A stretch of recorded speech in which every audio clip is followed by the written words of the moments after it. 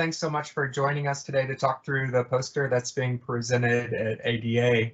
Why don't you go ahead and introduce yourself?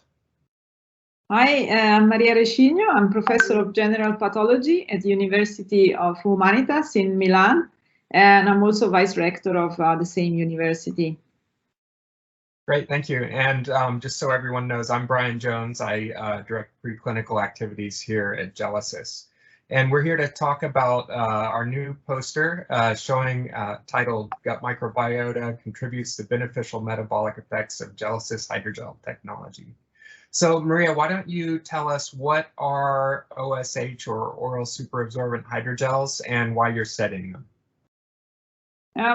We actually started working on these gels quite some time ago. The idea was that since these gels are hydrating with water, that they fill up the stomach, and so they give you this satiety feeling. But then we also considered the possibility that might also have an activity on the microbiota within the gut. And so the idea was to try to understand whether, since they have this cellulose-based formulation, whether they might have also an activity on the microbiota. So this is why we were very much interested in this type of hydrogels. Okay, and that the data on the microbiota was just presented at the World of Microbiome meeting in Vienna last month, I believe. Correct. And so what led you then to do the intestinal microbiota transfer? And can you talk over the data that you're presenting here?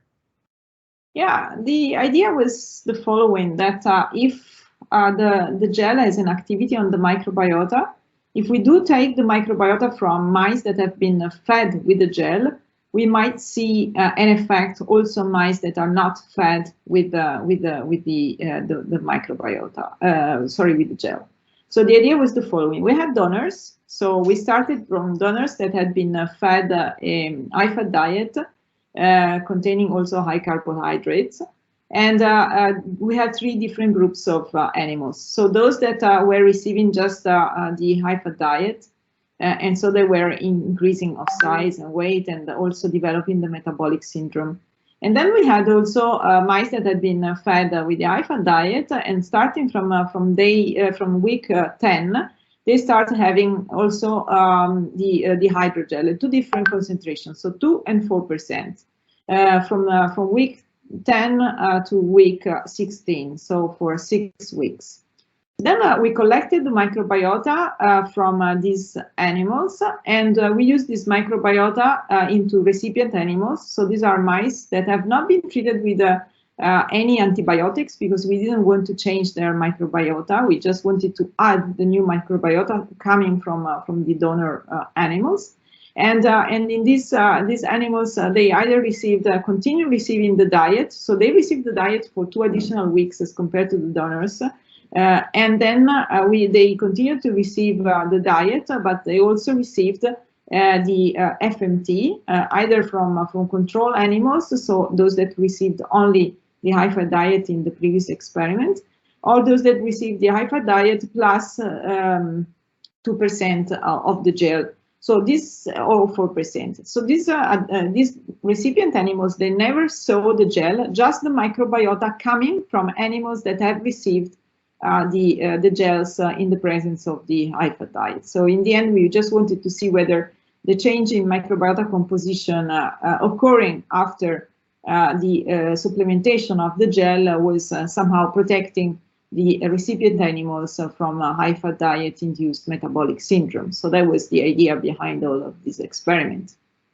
Right. And so let's take a look at some of the results. We can start with the change in body weight. Yeah, this was quite surprising to us. I mean, it was very interesting to see that the microbiota coming from animals that have been treated with the high-fat diet, but in the same time also with the gel, so 2 and 4%, the ones that you see here in pink and blue.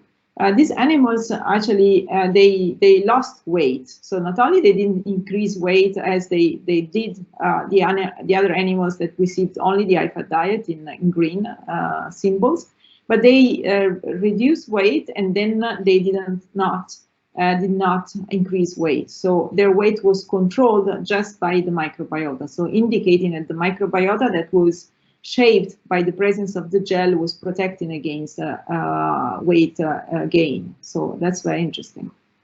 Great. And then the glucose and insulin tolerance tests? Yes, and then we wanted to see whether this was correlating with if this was also protecting from the metabolic syndrome. And in particular, we analyzed the glucose tolerance test and the insulin tolerance test in the animals that received the microbiota from the different groups. And as you can see here, the groups that received the microbiota from 2% and 4% supplemented diets, they also were controlling the glucose tolerance and also the insulin. And this was a trend for the 2%, but was statistically significant for the 4% regarding the insulin tolerance test. While for the glucose tolerance test, you can see that both concentrations of the gel were inducing a microbiota which was protective. So that's very interesting. Great. And so can you take just a moment to provide some perspective on these results and give me your thoughts on what this means and the importance of this, and then what you plan to do next? Yeah, so this is telling us that the gel is shaping the microbiota, and we knew this already because we analyzed also the composition of this microbiota, and it's shaping towards a microbiota which is protective. This to us as mucosal immunologists was very important to see, because this is telling us that the gel is probably degraded by the microbiota and is favoring the development of a protective microbiota. For protective microbiota, I mean that there must be some members of the microbiota which are protecting the gut, and we know already that this is partly mediated by the fact that this healthy microbiota is protecting from the leaky gut syndrome, because we know that associated to the metabolic syndrome is also a leaky gut. So when you have a microbiota which is protecting the epithelial barrier, it is protecting also from the translocation of microbial products within the circulation, which then reach the liver and induce an inflammatory response in the liver, which is then responsible for the metabolic syndrome. So by having a microbiota which is protecting, we mean that it's not inducing the leaky gut as it would if we were exposed just to the high-fat diet. So this gives an enormous opportunity of using the gel also for shaping the microbiota. So this is not related just to the metabolic syndrome.